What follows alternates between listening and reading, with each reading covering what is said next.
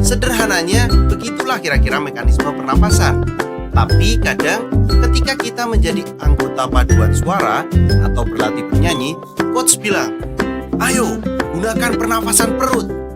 Emang ada pernapasan perut? Atau ada pernapasan lain? Mulut kali? Atau dada? Atau malah nafas panjang, nafas pendek? Supaya lebih jelas, simak video berikut ini.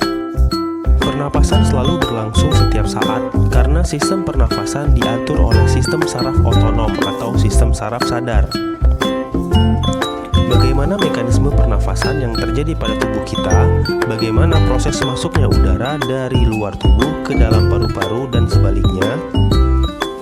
Kita ingat bahwa sifat udara adalah bergerak dari tempat yang bertekanan tinggi ke tempat yang bertekanan rendah.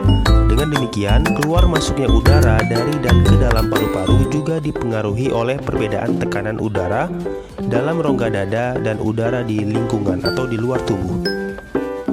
Apabila tekanan udara di luar tubuh lebih besar, udara akan masuk. Sebaliknya, jika tekanan udara di luar rongga dada lebih besar, maka udara akan bergerak keluar. Mekanisme masuknya udara dari luar ke dalam paru-paru disebut inspirasi atau inhalasi. Sedangkan proses keluarnya udara dari dalam paru-paru disebut ekspirasi atau ekshalasi. Keluar masuknya udara pernapasan ini melibatkan rongga dada dan rongga perut, sehingga keluar masuknya udara dapat dibedakan menjadi pernapasan dada dan pernapasan perut. Pernapasan dada adalah pernapasan yang terjadi akibat gerakan otot antar tulang rusuk, sedangkan pernapasan perut merupakan pernapasan yang terjadi akibat aktivitas otot-otot diafragma yang terletak di antara rongga dada dan rongga perut.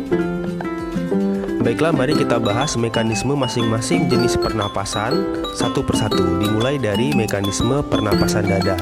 Nah, pada saat otot antar tulang rusuk berkontraksi, tulang-tulang rusuk akan naik dan rongga dada membesar. Akibatnya, tekanan di dalam rongga dada menjadi lebih kecil daripada tekanan udara di luar, sehingga udara luar akan masuk ke dalam paru-paru, sehingga terjadilah inspirasi. Sementara itu, pada saat otot antar tulang rusuk berelaksasi atau mengendur, tulang rusuk akan turun sehingga rongga dada menjadi kecil atau kembali ke ukuran semula.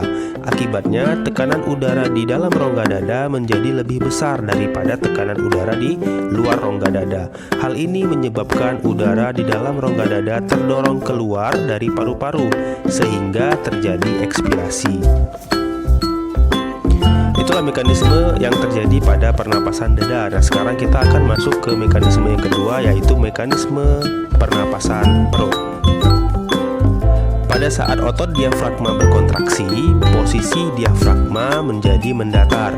Akibatnya, rongga dada membesar dan tekanan udara menjadi kecil, sehingga udara luar masuk ke dalam paru-paru. Inilah yang terjadi saat inspirasi pada mekanisme pernapasan perut. Sebaliknya, pada saat otot diafragma berelaksasi atau kembali ke posisi semula, rongga dada akan mengecil dan tekanan udara menjadi lebih besar. Akibatnya, udara keluar dari paru-paru. Ini yang dinamakan ekspirasi pada pernapasan perut.